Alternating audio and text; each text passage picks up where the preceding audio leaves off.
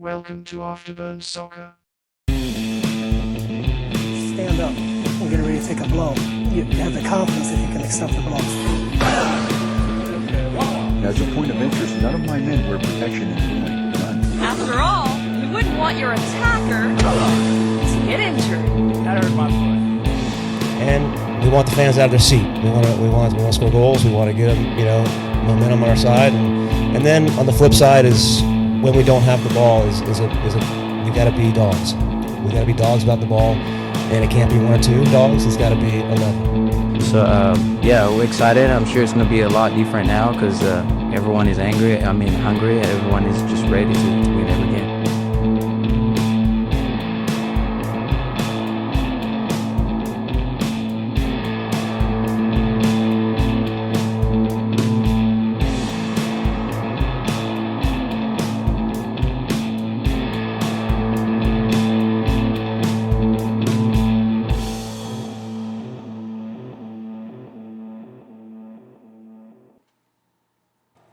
And we are live. Welcome everyone to the Afterburn Soccer Show.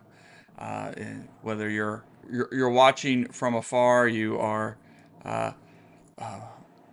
listening in later on the podcast audio version. We're just glad that you're with us. You're joining us. Of course, I'm Nathan. You can follow me at Afterburn Soccer. And driving his way to be where he needs to be is our good buddy Collin at Mr. Couve. Jose could not be on the show. And so it'll just be the two of us kind of catching up on a bunch of soccer action this week for FC Dallas and North Texas Soccer Club. And so we're going to look back at the week that was and make sense of it all. So we're glad you're here for the ride. And of course, if you're listening in, watching with us, send us your comments, questions, and we will get to them as they come in. So let's just a really quick recap for the week. It was a fun one on Wednesday night as FC Dallas traveled to Salt Lake City, faced Real Salt Lake, who are a good team, and came out with a really clutch, fun, raucous win, a 4-3 victory on the road. A brace from Petar Musa. He is the Golden Boot leader right now. But even a contribution from some other guys, including Ren Benjamin, and with the big game winner there. So really cool performance to come to take the lead and then to give up the lead and then to take the lead again and get the 3 points on the road. And then, of course, Sunday night Saturday night, I should say, not a pretty one as a rotated side Quill goes with for the lineup. We'll talk about that. Gets demolished by Vancouver 5-0. Even though the XG for Vancouver was really like a little over 1, it was not a good performance from our back line in that game. So, but overall, I mean, Collin, I guess this is where I'll start is 3 points, two away matches in 1 week. I think most managers would say, hey, I'll take 3 points from that kind of schedule. Are you on board with that? Oh, no, he just froze there for a second. All right. Collin's on the road, so as soon as he gets his cell phone signal kicking back in, we'll pick up. Oh, there you go. Oh, there we go. Oh, lovely. Are we back? All right, cool. You're back. You're back. There you go. So, we kind of talked about it last week. Cool. We talked about it last week a little bit. It's one of those where we had,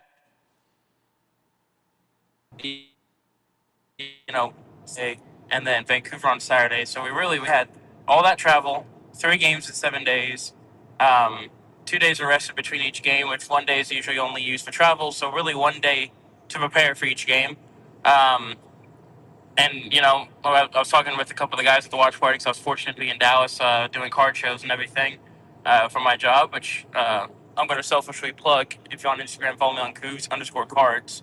But it's one of those where I'm always in Dallas doing the card show, so I was like, well, I'm staying in Louisville. It's like about 20 minutes from the watch party. I'll just pop on in and watch and hang out with the guys and grab a beer and see what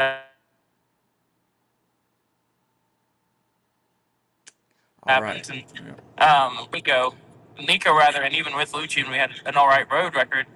you tell us in 3 games we're going to get 6 points, everyone's jumping on the bit and be like, oh, absolutely, I'll take that.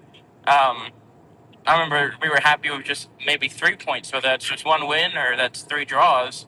We would take those in a heartbeat. The fact that we're getting 6 out of 9 points, I'll take that every day of the week. RSL's game was, it was a good performance up until halftime, and then from about the 46th minute until about the 75th, it was just the wheels fall apart, and it's going to be the same talking point for both games, in my opinion. It's the substitutions, and that's the one thing I'll say about Quill throughout the whole season is that he either seems to change too early.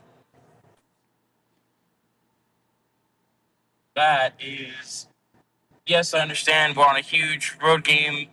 Um, we're on a huge road game stretch. We have players like Musa who are trying to rest but hasn't got much rest. Same what goes with like Johansson, for example. I know he's been exhausted from what I've heard with everything going on with travel with the World Cup and everything like that. So it's something that you want these players to get rest because you want them for the playoffs and you don't want them to get hurt or strain themselves. And Quill's like, hey, we're up 3-1 on the road.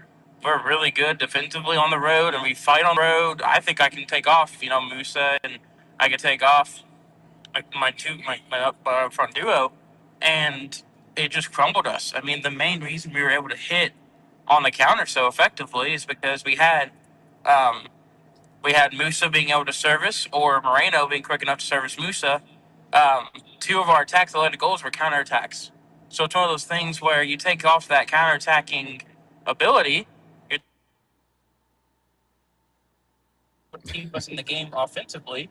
So basically bunkering for 45 minutes for the whole second half. Thankfully, Benjamin scored a beautiful goal and got us back in it. The memes on Twitter and Instagram were Benjamin Netanyahu and a 20 trillion to Israel from FC Dallas for that goal, and I mean the kid has been an amazing revelation as of late. I mean, he's had really good performances, Leagues Cup and in league play, just like Valiente. All it took was Valiente's first to contribute, and Benjamin, he's riding the high horse right now from RSL. You get to Saturday for Vancouver, and we see the lineup, and of course I'm with everybody at the watch party, and we all immediately say, we're going to get thrashed like maybe 2-0, 3-0. We always struggle with Vancouver on the road. Vancouver went from a rotated squad against Houston to almost full strength 11. So it's one of those things where it's like, you know what?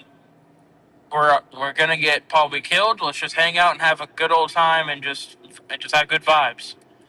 And it was 4-0 quick, and we were like, okay, we expected to lose, but not this bad. What's going on? And during halftime, we were just sitting there talking, me, Austin, and Clay, and we're like, you know what? We don't have many substitutions to just, like, get even worse players in there. Like, the only people that we could let go to get crucial minutes that have been kind of meh of late, and everything was Delgado and Holstead. And we were like, if anything, just sub them on for Ramiro and Kappas. Let them sit as, like, dual eights. Protect most of your core starters. The only ones that would be out there would be Shaq and Nolan, and then obviously Serwa. And just sit back and let the rest of the guys, have their 90-minute game and everything. And we get to halftime, and we see 4 changes at halftime. And I'm just sitting there thinking to myself, you're making this lineup at the beginning of the game. You're basically kind of throwing in the towel from minute 1. You're like, hey, like, Sarver Farrington up top with Benjamin's been good as of late. Maybe we get a counterattack scrappy goal from Sarver running through, or Logan with his rocket off the post. Other nights that goes in. It's one of those things where we you kind of don't expect a result with that, and then we at halftime down 4-0 change it up, and then we concede a 5th. You're not wanting to run these guys to the ground, and you're running them to the ground for another 45 minutes in a game that you don't need on the worst turf in MLS. People say it's Seattle. That Vancouver side is just that turf from Vancouver is just horrible. It had our players slipping. Mm-hmm. Vancouver players were slipping. I mean, everyone was just taking tumbles and unnecessary stabs and falling over each other. It was just there's just no need, in my opinion, to sit here and put on Musa, who's been, wanting a rest. So put on Moreno, who's not 90 minutes fit. Like, what's the point? I don't get it. Yeah. Obviously, you could, there were 2 penalty shouts. One for sure. I don't know how Sarvers wasn't called. 2 penalty shouts in the game. 3 other goals. I mean, the little P roller to the back corner is just through the defense. So I can't see it. You could say it's lucky. You could say whatever. It's just, it's just, efficiency, if you want to call it, for Vancouver. But I think it was 1.19 expected goals, and they scored 5 off of it. It's just efficiency for Vancouver, who, if you let them do that to you, that's a side that can easily just dominate possession and dominate, the ball, and they can get these goals, and they have an elite 10 in Mueller, who's really good for MLS quality. So it's one of those where I'm not surprised by the Vancouver result, but overall for the week, I'm ecstatic. 6 points on the road for 3 games in 7 days. I'll take that every day of the week. Yeah. And if you're going to tell me we're just going to throw out a North Texas side, which I think the only reason we didn't is because they played at the same day, an hour before the game started. Because I saw some people being like, "Where's Ricky Lewis? Where's Simmons? Just throw them on up top and let them have some fun in Vancouver." Well, they were playing in North Texas, which we'll talk about. I'm assuming we'll talk about later. The front office takes Next Pro very seriously. They take development very seriously. So they want these guys to get crucial minutes, not just, just go have fun playing in Vancouver. Maybe you'll get a goal or whatever. No, North Texas is close to playoffs. They need to secure that spot, and they sent them out there, and they had an effective result on Saturday night as well. So, yeah, I'm not surprised at all by Dallas this week, and I would take those 6 points over the week over any day. Well, do welcome Jose to the show. It's good to see you, Jose. Didn't think you were going to be able to make Hey guys. it. But, yeah, I've been working overtime, but I got home in time, so I figured, hey, wouldn't miss it. Good. Yeah, I mean, I didn't hear everything that Coop said, but I do want to talk on the Vancouver game while it's fresh. And while I will say that initially I 100% agreed with Coop, I've had time to think about it, and I actually can't blame Quill for bringing on 4 starters, and I will tell you why. Vancouver was pouring it on. They did not let their foot off the gas. Quill realized that if he had put out weaker players, Vancouver was going to drop 8 on FC Dallas. That's what they did not. In fact, their first sub, I think it's a couple of minutes after halftime, was the only starter that didn't start this match, Laborda. I think I'm saying his name right. That's who we brought on. So Vancouver wasn't going to let off their foot off the gas. And Quill recognized that and said, hey, I can't let this go any further. And in reality, it should have at least been 5-1. I mean, we played him pretty even in the second half, despite not being full strength. And so, yes, I was very upset that Quill brought out our starters, but Vancouver forced him to. Vancouver was going to pour it on. I don't know. I don't know what they're going through. I think honestly they've been on including Leagues Cup. They had the opposite result of FC Dallas. And I think Vancouver said, hey, we're up 4-0. We can just build off of this win against a future potential playoff opponent. That's a point. That's a point to be made. Yeah. And that's all I'm saying is I think Quill recognized that Vancouver was not going to take their foot off the gas. In fact, they didn't. And the only thing I was upset about was the refs. Look, I'm not denying that Vancouver kicked the crap out of Dallas. I'm not defending that. We all saw it from the initial lineup. We knew it was going to be a loss. The only hope was keep it close and maybe steal a draw. But after they went down 2-0, we knew that was out the door. Mm-hmm. And by the time it was 4-0, my issue was, the refs didn't need to pile it on. I mean, we had 2 PKs. I would have been happy if they just took one. In fact, when the second one happened, I even posted on private chat and I said, if the refs are consistent, they'll take it away.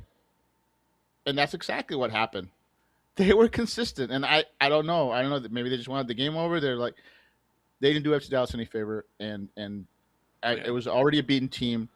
So not only did Vancouver pile it on, but the refs helped make sure that it stayed that way. And I'm not happy about that at all. Yeah. And I'm even more angry that Quill had to play his starters. That's my biggest thing is Vancouver forced FC Dallas, and I hope, regardless of our history, I hope we run into them in the playoffs because I think this will be a big chip on the shoulder for FC Dallas, and I hope we run into Vancouver. I don't care win or loss. I'd like to see those guys in the playoffs because that was completely unnecessary. Vancouver should have set their starters at halftime, but they didn't do that, and that tells you all you need to know. Yeah, well, I hear you, and I my only disagreement with Quill, because I think rotating it's a fine decision. If he knows his players, and if they're exhausted, he needs to manage minutes. You got to pick your battles, and to get that midweek win, it did soften. But I always feel like if you have a bad half from some guys, unless the guys are just that bad, and maybe they were, you kind of at least want to give them that talk and say, that wasn't up to par. So I want to see for 5 or 10 minutes you guys to come out and show that that's not who you are. And yeah, you may still get Sarver off. You may get a few guys off if they were struggling, but at least you give them a chance to go out and say, yeah, this isn't who we are, right? This isn't the standard we want to be at. But that may not work in the professional world, and Quill may have already had this planned. In fact, some people say it was already the plan or whatever. It was the plan. It was the plan. Yeah. Just too many games, not enough rest. It was forced. He had to rotate against RSL or Vancouver, and he basically chose to rotate against Vancouver. He picked his poison. Whichever team he rotated against, it was probably going to be a loss. So then you got to weigh the odds and say, where are we more likely to get a result? And that was RSL.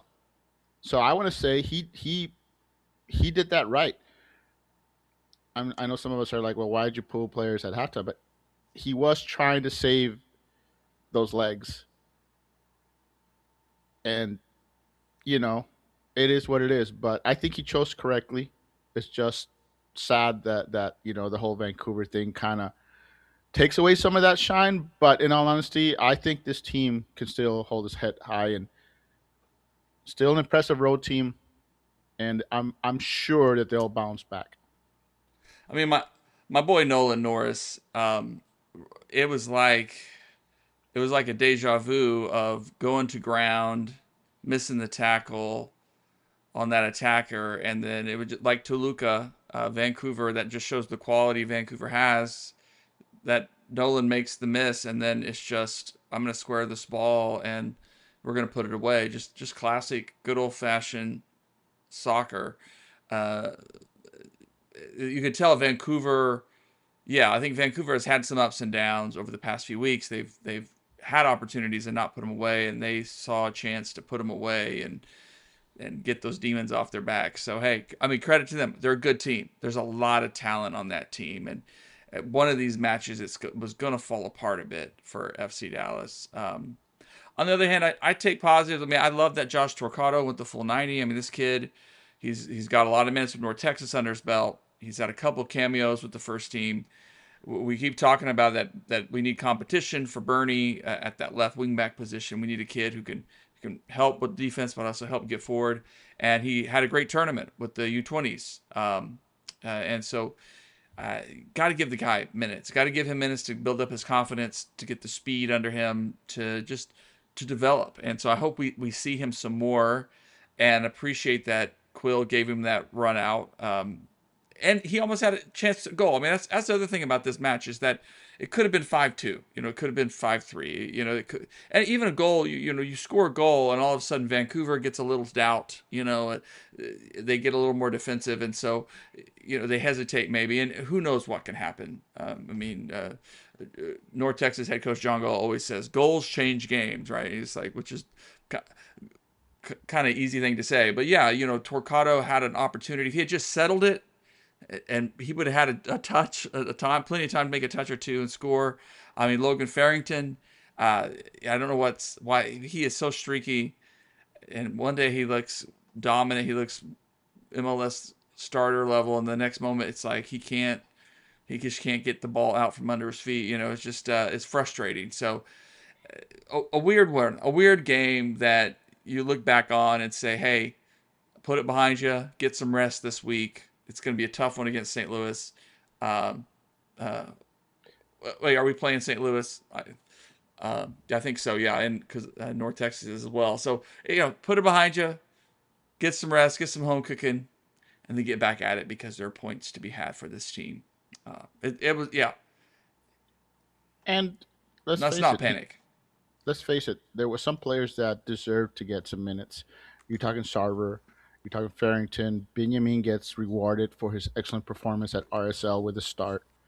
Torquato gets, a full 90, and he gets to see that backline in action without Urugide, which is a very important thing that must be done. He has to see how that backline performs without Urugide. And so I think there's lessons there for everybody involved, even though it's a very bad defeat. Those players need minutes. That's how you develop them. That's how you strengthen your bench for the long run. And it didn't go our way, but there are lessons there all around. Mm-hmm. Well, and kind of building off this theme, I think we have seen over this away run, as good as this team has played, there is depth needed. There are still guys that could come in and push positions, relieve positions. I mean, and so we've seen some of the shoveling. We've seen Clay Holstad come in, and I don't think any of us are thinking he's going to be a world beater. He looks like a nice, solid kind of guy. Got some depth piece, but can give you some good minutes. He's got a good experience, and is a guy that Quill trusts. But I guess the word is, Collin, that Delgado could be a guy who's on his way out, who shines in one game and then looks like trash for 2 games, and if there's value for him, it may be time to free up that spot and move on and then bring in someone else in the midfield that can provide some depth or another position. So I'm curious what you're hearing, Collin, about potential player moves before the transfer deadline is coming to a close. So Dallas is obviously we're trying to get a center mid or an 8. We offered Vancouver more cash up front for an in-league. I believe it was a cash transfer, not the Tamara Gam trade for Berhalter. Obviously, Berhalter had the offer from Middlesbrough, and that came in shortly after our bid did. I mean, from what I heard, literally within 12 hours of each other. So it's one of those where Berhalter had the choice of, hey, I still get to play in MLS, prove myself, get a new big contract in Dallas. Obviously, with Greg being a fan, being good friends with Dan, obviously probably called his dad, was like, hey, how are the hunts? What would you recommend? But then also we got to remember Berhalter's still like a youngish talent. He can still go to Europe and prove himself, and that's what all these guys want, right? I mean, it's one of those things where if you're someone like Musa, who he's 27, 28, he's in the prime of his life. He's having, his wife, him and his wife are having kids here. He loves it here. He might be a little more reluctant to go back to Europe. But someone like Berhalter, who's still trying to prove himself and be better and be a better version of himself, every person's goal is to go to Europe. Every kid's dream playing soccer is to go to Europe. So obviously, FC Dallas missed out on that with that bid from Middlesbrough. And then the Deedson, we haven't seen him in a while. He is a confirmed transfer to his side in League 2 or League 2. So over in France.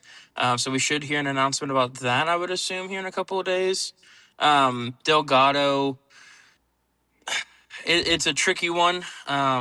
I got to be careful with how I word and what I say. There's interest, but nothing past interest. And the move, I believe the move was sparked by not Zanata, but someone else at the club. Whether that's our new technical director, because technically Zanata took a promotion, but he's still helping with transfers. So it's the bald guy. I forgot his name. I literally talked to him at the last home game. Him, Quill, someone else is kind of like, hey, can we see what we can do here? And we had to get bodies off the rosters. Now, what makes me excited is obviously it's known to MLS and everything that we want an 8, and there have been some good 8s that have been transferred and traded. Like Lovin, I think would have been a good fit here, and he got traded to San Jose. Another player just got traded too that I would have liked, but he got traded as well. I'd have to look, and I'm on my phone. I don't have time. Mess up the program. But there's been good MLS 8s that are moving for pretty cheap. I mean, Lovin got traded for what was it, $800K in GAM this year, and then some incentives. And he's 28, 29, so he'd be someone that, he wants longevity to sit there and play. He's an Alarmindi style player, not as good as Silky on the ball, but he can get you goals in the midfield. He can get you he can get the ball progressed up the midfield, but also put in a good defensive shift. He's the kind of 8 that I think Dallas needs. Same thing with Berhalter, where they can defend if needed, but their passing ability is able to literally turn, touch, and if we have Moreno, Musa, Kamungo, Johansson making runs up the wings and Valiente underneath, then we're gonna have people like he's able to just pick out a pass. I haven't heard any names on who else we could be going after. International spots are full. Once Deedson is gone, that'll open up a senior and a international, I believe. Same thing with Delgado. So it makes me think we have 2 transfers coming up. I also talked with another source from the club, and he declined to comment. All he sent back was, and I quote, "I hope you're pleased," with the eyes emoji. He didn't give me any any type of hint as to who it was or who it may be, but if it's publicly known that we need an 8 or that we want an 8. But if we're getting rid of Deedson, I would assume we're possibly going for another winger/attacker as well to help have a little bit more pace, because while Moreno is fast, we're playing him underneath. So our only wide pace is Johansson and Kamungo. So it'd be nice to see that improved as well. So we'll see. But I do know for sure it is not going to be a center back of any type.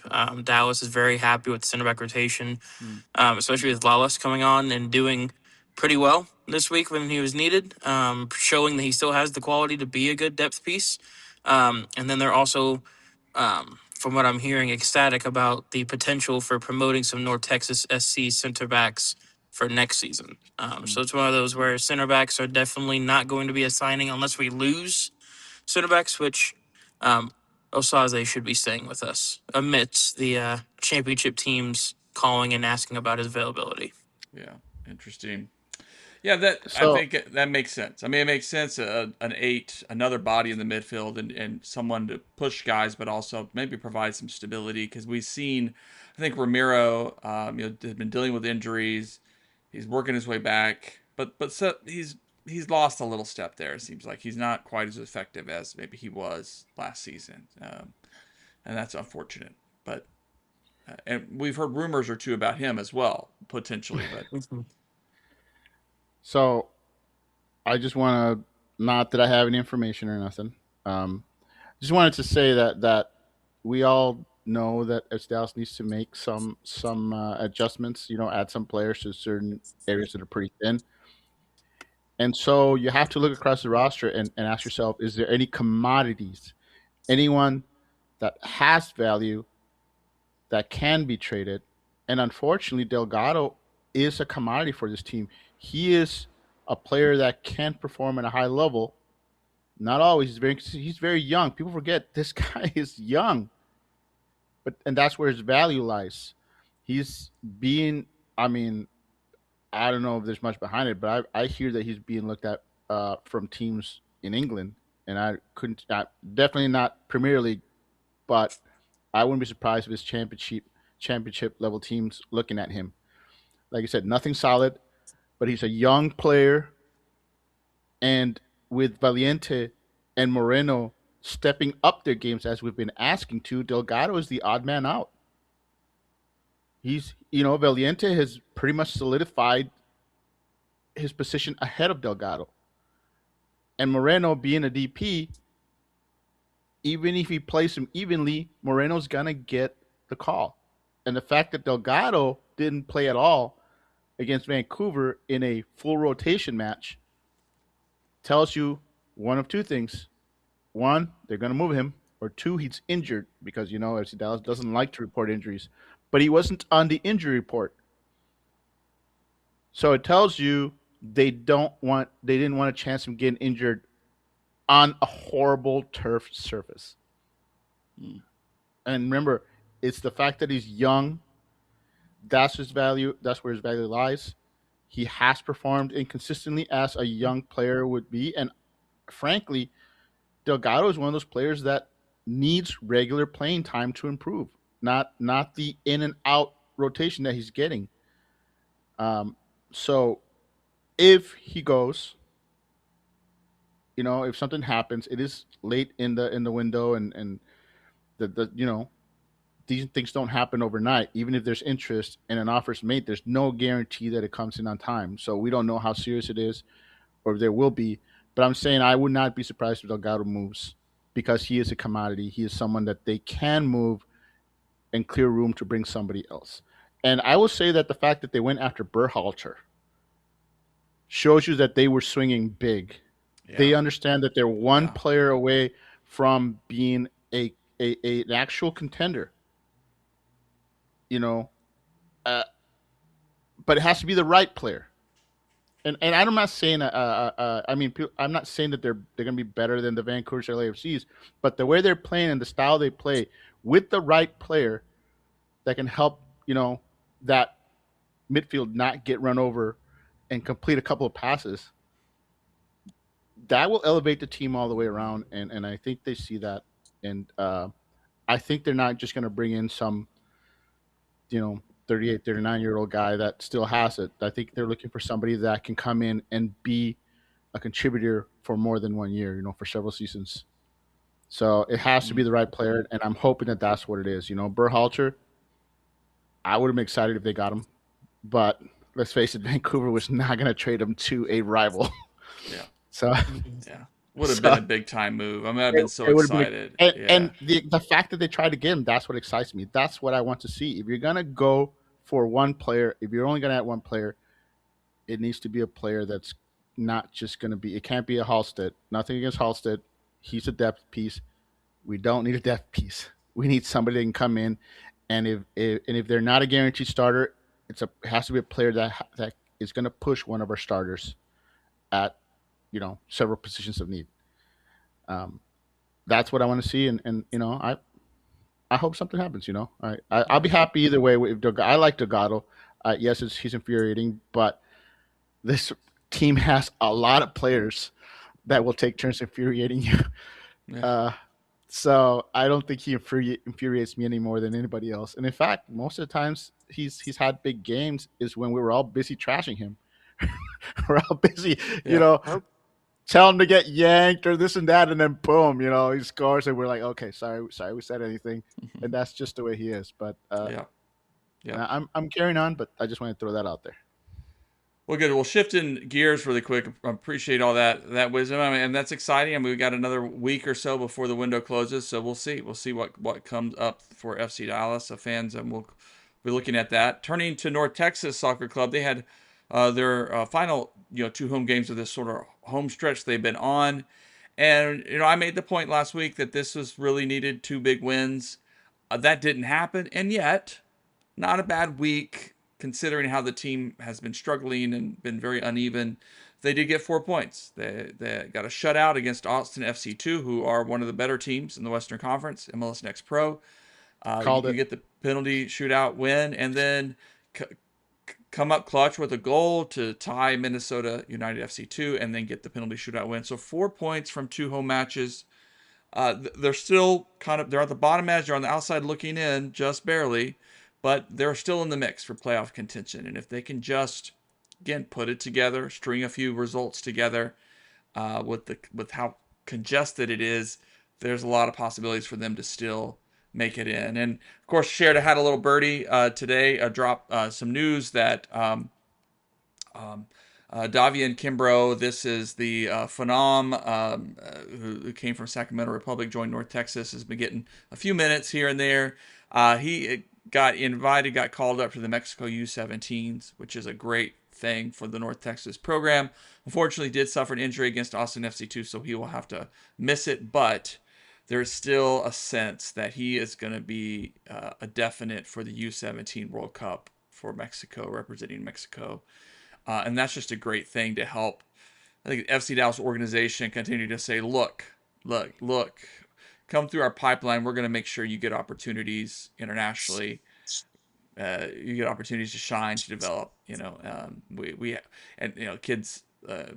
Kid is young still, has a lot of room to grow. So interesting news there. But they also have a little bit of a break from this rush schedule, and then we'll be playing St. Louis, I believe, on Friday in St. Louis. And I can bet that St. Louis City 2 has got this match circled because of what North Texas did to them earlier in July when they opened Mansfield and just took St. Louis City 2 to the woodshed. So it's going to be a tough one, but hoping this team, stays in the mix as long as they can. So, yeah, Jose, you called it. At least one of those was a draw. I mean, 4 points. You preferred the 6 points at home usually, but for a team that hasn't been playing maybe the best, these are decent results, right? I preferred 5 points. I'm very happy with the 2 points against Austin. That's what I called. I said, "Hey, Austin's a good team," and I called a draw. And I said I was hoping that we'd win the shootout, and that's exactly what happened. But the Minnesota game, that should have been a win. Minnesota is not very good this year on the road. Yes, there was rotation, and it's a young team, and that result is the difference between this team challenging for a home field advantage in the playoffs or simply just making the playoffs. And I'm afraid that we're seeing that this team is a good team, but not a contender. A contender would put teams like Minnesota United away at home. And we didn't see that. And I think you're seeing it. St. Louis is going to be a tough team to win at in St. Louis. And I think North Texas has shown that they're a playoff team, but not a contender. And they'd have to have a lot of things go their way to even put themselves in a position to contend. And I don't think that's happening. So I'm satisfied. I'm not too upset because this team has been very inconsistent, and they need to string results like this, and at least finish on a strong note so that you got something to build on for next year. Yeah. Yeah. Yeah. So, well, we get a little bit of a break this week. A little bit slower pace, but it's going to be a fun one. It's going to be, and I'm ready to see FC Dallas, and I'm just grateful. I think FC Dallas fans, you're going to hear this. I mean, we have the Golden Boot leader right now playing for us. That's something in the past years we have just dreamed. We've dreamed of having a striker who could score 12 goals over the course of a season, right? And we've got a guy who's banging them in. I mean, his brace for Real Salt Lake, he's just capable of wonderful things. We hope this team doesn't waste this year, and it doesn't look like they are. We're in the mix of things. We can get better. And so it's an exciting time to watch FC Dallas. Despite that Vancouver loss, disappointing as it was, yes, it was. It sucked. Hey, there's so much excitement ahead, and the way Musa is not just a flash in the pan. He is legit. This guy can bang them in. Let's savor it. Let's enjoy it, right? As long as we can. Hopefully for a long time. Well, good. Well, let's leave it there, guys. Jose, glad you could jump on for a bit. Thanks. Collin, glad you made it safely to your destination. Enjoy the evening, guys. Enjoy the week of. Oh, wait, we got to do predictions. I was about to ask you that. All right. So let's start out with North Texas. Gosh. I'm pulling up their schedule again just to double check, make sure. But I believe they are. They're On the at road. they're at St. They're Louis on the City road, yeah. too. On Friday night. 7 o'clock match. There or 8 o'clock perhaps in Central Time Zone. Anyway, 7 o'clock I think it is. Yeah, St. Louis is in Central, right? Yeah, it's been. Yeah, 7 o'clock. So yeah, so let's what do you guys think? I mean, this is a tough one. St. Louis City, they're great. MLS Next Pro. A loss here is probably the safe bet, but I think they get a point. I believe in this young team. I know it's been tough, but let's go. I'm gonna go with the 1-1. They don't win the well. They've on a streak with the penalty kick shootout. So let's go. I'll go 1-1, and it's a gritty game, and they get the extra point, so 2 points on the road. I'm gonna believe in these kids. I'm gonna believe in them. I'm gonna go a loss. 1-2. St. Louis at home. They are one of the two or three best teams in MLS Next Pro. They're formidable at home. They have. I mean, the history between these teams is pretty even. So it won't be a rout. But I just think St. Louis at home against a very inconsistent young team. I wish I could say that I'm, you know, that North Texas is going to get a draw, but not against St. Louis. It's going to be a loss. Sorry, guys. Okay, it's all right. I see Antonio there. North Texas 1-1, but wins on pins. Thanks, Antonio, for listening in on the show, watching with us. Nice. Kuv. I'm going with Jose here. I think it's just a good side. I mean, St. Louis has been a consistent side in Next Pro, and they've been consistent with the development of their players through Next Pro as well. They always have a really good side. It's one of those where I don't. It's kind of like what I said with Austin. They somehow got it done, but I don't see a world where maybe at home we get a draw and beat them and win the penalty shootout, or we beat them at home. But on the road, man, this team is it's not great on the road, and St. Louis is really good at home. I don't see us winning at all. We're even going to get a draw. I think it's a 2-0 loss in St. Louis this weekend. Okay. By the way, after this match, just 4 matches left in MLS Next Pro, 3 of which are at home for North Texas, which is a great thing.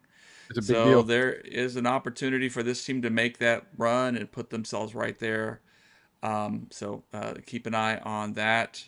All right, FC Dallas also at St. Louis. A little less travel on the legs this week. It's something over and over again. I think these folks who come here and play these from other countries, from France and Spain or wherever, it's like the travel in North America is no joke. You get those frequent flyer miles pretty quick, but it'll be a Sunday afternoon game, or early evening game, I should say, at St. Louis, who have been playing a lot better lately. And so this is going to be an interesting match. I think there's points to be had here. So I'd be fine with a point on the road, but I'm going 3-2 FC Dallas win. You want to go ahead, Coop? Oh, I'll go ahead. I think it's something where I think we get a result on the road against St. Louis. It's one of those where we've seen them. They've been really good both on the road and at home. After the World Cup break, they got rid of their 2 best players in Lovin and Hartel, and they're still kicking butt and taking names. It's something that they've changed their style of play a little bit. They've tweaked the positions of some players. Some players are quote unquote playing out of position, but they're playing way better than they were. As much as I want to say a 2-1 win for Dallas, I've got to go with my gut, and I got to go with my professional mindset, and I think it's going to be a 1-1 draw. I want to say 2-1, but I'm going to go 1-1 draw for sure. All right, Jose. I'm going to agree with Antonio, and I'm going with the 3-1 win. I think Dallas is going to come out with a chip on their shoulder. They're not going to be too happy about what happened in Vancouver, and I think they're going to come out hot and heavy. And my only concern is there's always weird shenanigans that happen against St. Louis. Always, it's just something odd happens, and my money says that it's bound to happen to them for once. So I'm going 3-1. FC Dallas comes out hot and heavy and just catches them unprepared. I think, don't get me wrong, I don't think St. Louis is really all that good. They've come out with some fire after the World Cup break, but that's only going to carry you so far. I don't think they're a very good team at all. And I'm going 3-1 FC Dallas. And Nice. I'm looking for a bounce back. I don't care where the game is. All right. Appreciate it, All right, guys. guys. Well, then, thank you. Thanks, Antonio, for watching. Everybody watching. Of course, you can like and subscribe. You can follow us on YouTube. You can follow me on X, Blue Sky. Look me up. And, of course, love your subscriptions to afterburn.soccer. We'll try to have some content this week to continue to enjoy this season ahead. Thanks, and good night, guys. Good night, Jose. Good night, All right, Colin. guys. Good night. Good night, y'all.